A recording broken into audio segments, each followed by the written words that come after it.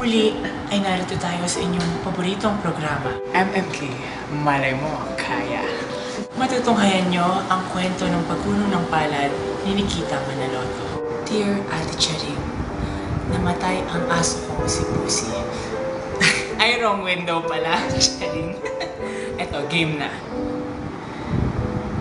Dear Ate Charing, 3 taon na ang nakalilipas nang mamatay ang asawa kong si Pepito.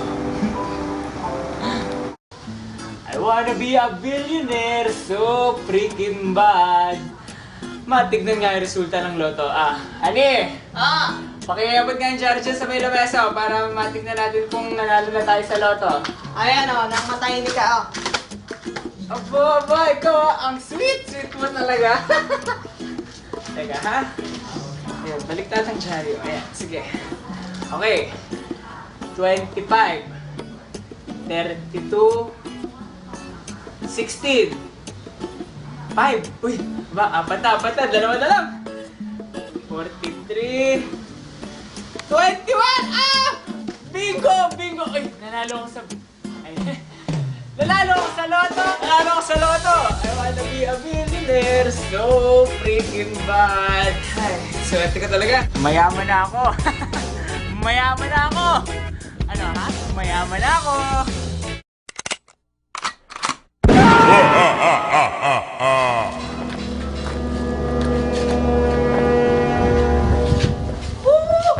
Patay na! Achieve! Woo! Mayaman na ako! Hindi na sayang ang pagpapakasal ko sa iyo! Hi, it's so sarap to be mayaman, no? Dati yung 900 na renta, so hard to make bayad kada month. Now, I will make renta ang mamahaling condo sa the port. And the bahay I'm making pagawa will be social, just like me. Sa tingin ko, mas practical bumili ng property since para sa'yo na talaga yun. So, hindi ka na parating maghulog-hulog para magbayad ng renta. Tapos, mas marami talaga siyang benefits. Kung mayroon ka namang pera talaga, kailangan talaga bumili ng ari-arian kasi magrenta. Kasi pag magrenta, buwan-buwan, hahagilapin mo pa yung pangrenta. Whereas kung mayroon ka ng property, o mayroon ka ng bahay na tinitira ng sarili mo, hindi mo na problema yung pagre-renta. Siguro bumili kasi at least that way, you're not paying monthly. You're not paying the whole time. Tapos, if you don't use it pa, pwede mo siya iparang. Siguro, sir, yung bumili ng ari-ari. Kasi mas mahal po siguro pag nag-renta kasi monthly may babayaran po kayo. In the long run, yung bumili ng property. Kasi pag renta, yung compute mo yun ng matagal pa. Mas malaking babayaran. It depends if you're going to stay long term. If you are, then buy the property. But if you're going to stay for a short term lang, like ilang months, then rent na lang. If you have the money, it's better if you would buy it, right? The practicality behind that would be you could sell it afterwards, especially during school time. Around that time of the year, you could sell it for a higher price. Bumili na lang. Kasi pag mag-rent ka, parang monthly, parang may liability ka, may kailangan ka pang isipin monthly na babayaran. So yeah, para sa akin, mas maganda na bumili ka na lang. Yeah. So parang one-time, big-time thing. And paggawa na my house, I'll throw away a party for my new mayaman friends, aka amigas and amigos, including President Finoy. Ay, kaya lang, I'm richer pa than the president eh. Mga ginagastos ko kapag may okasyon, like sa mga birthday ko, mga 3,000. Lahat-lahat na. Depende, pag nag-invite ako ng mga kaibigan, minsan mapapalaki. Pero minsan naman, nag-i-skip kami. Siguro nasa 1.5 ganun. Luto-luto lang kami. Siguro, sir, mga 2,000 to 3,000 lang. 2 to 3? One. That's about it. 1 or 2K. Usually, I just treat my friends. It's around like it's less than 10K per year. Depende kung saan din nila gusto yung mga kasama. 2? Ganun. I need rin pala magandang wheels. Mga how many kaya? 3? 4? 5? Well, Kaya ko namang bumili ng BMW.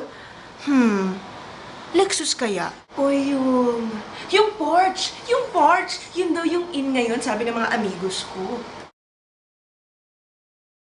Tatlong sasakyan, siguro mga estimate na gastos namin sa gas, mga 350 per day per car.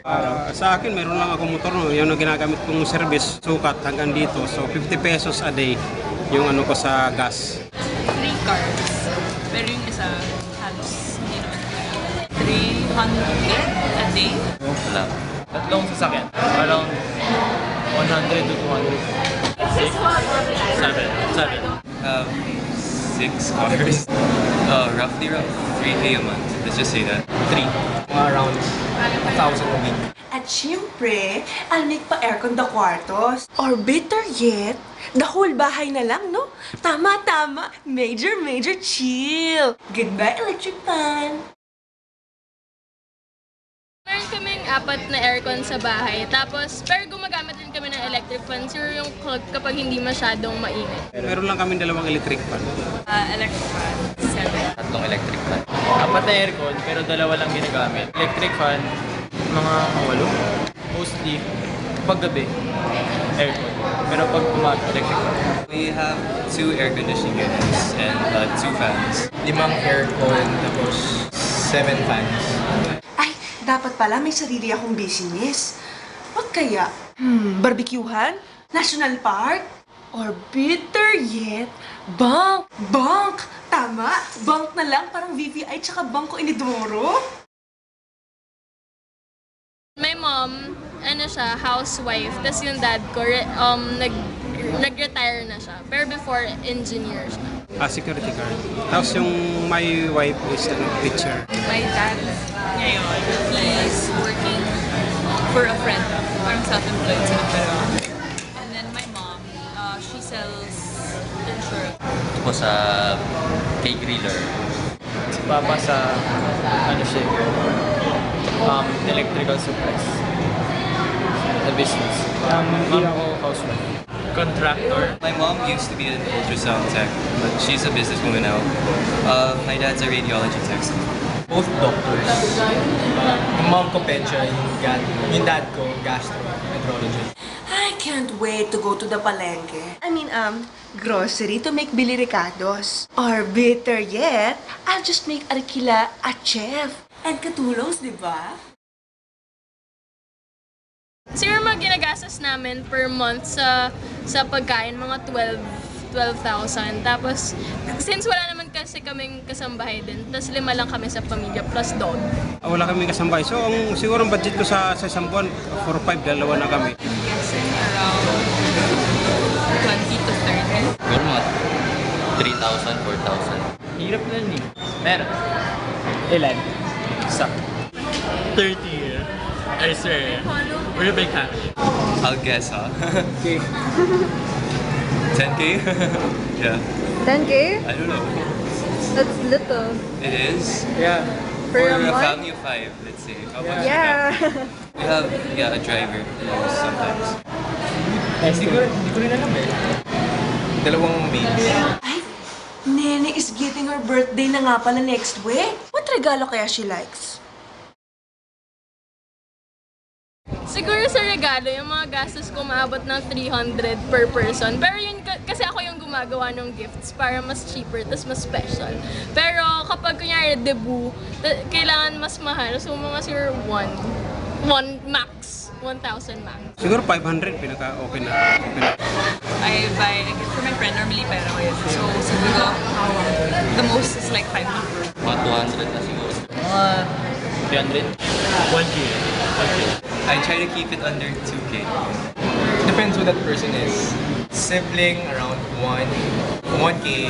Girlfriend, around 2. Parents, between 1 and 2. Depends kung ano makita. Hi, Nice! O anak, kiss ko. What you need? Ayoko na tapusin studies ko, Pose. Ha? Kinakailangan eh. Mayamans na tayo. So, ano plano mo? Inoms na lang tayo. Kasama tropa ko. Sa tambayan sa Carlos! So, Yung may Aussie friends ko. Ayoko! Poor! Daughter, you need to make tapos your studies. That's fine. Wala naman talagang bisyo, pero sobrang hilig kong kumain. So, hindi ako bumibili din sa school para mas mura, pero sobrang dami kong binabaon. So, yung mga 300 per day for baon. For food. Pinakabisto ko lang, computer sa bahay. Hindi naman ako nainom at saka nag-yose. I don't have time. Inom po. Mga isang bote lang, sir. Wala, good boy. Wala ba talaga? Well, I have vices, yeah, but occasional drinking and stuff. But I don't spend a lot for it. 500 a month just on drinking, yeah. Yeah, just drink. Hati-hati na lang kami ng friends namin. Chip in. Yeah, chip in. Depends on what we buy, the beer or whatever. Nice naman eh. Ikaw nga, grade 2 graduate ka lang. Pero look, we're mayamans nows. Idagdag nyo na lang post sa ipon natin yung pambayad ko sa tuition. Exactly the point. We're mayaman na now. We have the money. We have the funds to make bayad your tuition fee.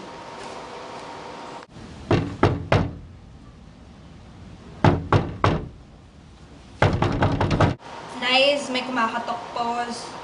Ay, baka it's my pizza deliveries. Wait lang, ha? Hello ka. Here I come.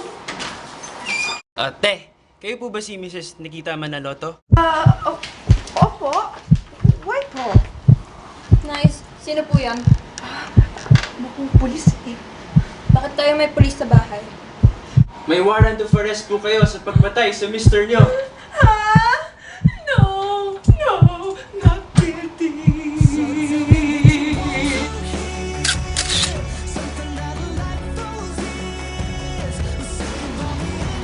Ang gwapo!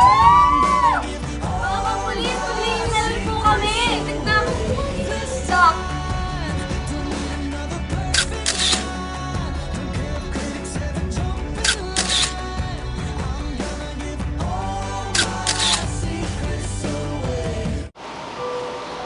Mayaman na ako.